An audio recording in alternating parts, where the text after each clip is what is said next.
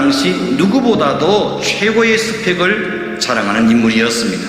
하지만 바울은 오히려 이러한 세상의 화려한 스펙들을 다 해로 여기고 배설물로 버린다고 고백하고 있습니다. 바울이 세상의 화려한 스펙을 다 잃어버리고 배설물로 여기는 이유는 예수 그리스도를 알고 그 안에서 발견되기 위함이라고 고백합니다. 한마디로 세상의 스펙을 포기하고 하나님의 스토리를 선택한 것입니다. 바울은 세상의 자랑을 포기하고 하나님과 자신만이 아는 복음의 스토리를 선택한 것입니다. 여러분, 성경은 화려한 스펙을 갖춘 사람들의 위대한 영담을 소개하는 책이 결코 아닙니다.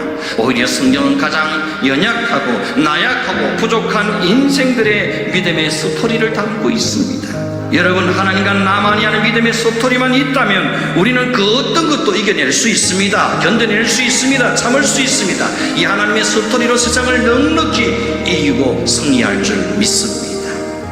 그런데 안타깝게도 어느 때부터는 교회와 성도들이 이 소중한 하나님의 스토리를 잃어가고 있습니다. 하나님의 스토리 대신에 세상의 스펙들로 교회와 자신을 치장하기 시작합니다.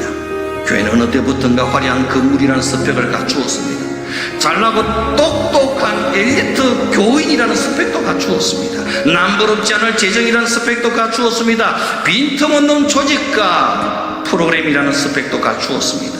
그런데 안타깝게도 이렇게 교회가 세상의 화려한 스펙을 쌓아가는 동안 하나님의 스토리를 잃어가고 있습니다.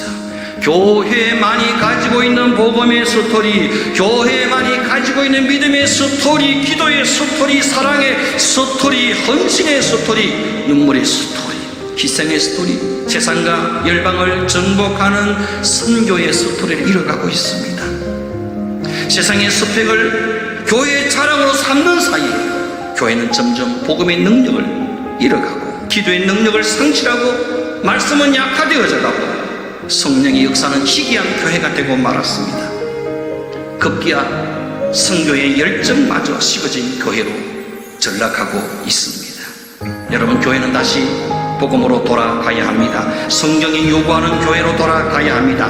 다시 하나님의 스토리를 회복해야 합니다. 다시 십자가의 간증을 회복해야 합니다. 다시 선교하는 교회, 복음 전하는 교회로 돌아가야 합니다. 그것만이 교회의 살 길입니다.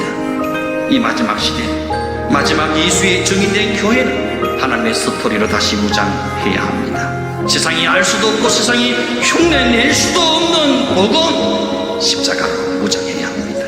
하나님과 나만이 아는 거룩한 영적인 스토리로 무장해야 합니다. 하나님의 스토리로 다시 내 인생을 장식해 나가야 합니다. 결국 하나님의 스토리가 세상을 이깁니다. 복음의 스토리가 세상을 이기고야만 합니다. 하나님의 스토리가 세상의 스펙을 넉넉히 이기고도 남습니다.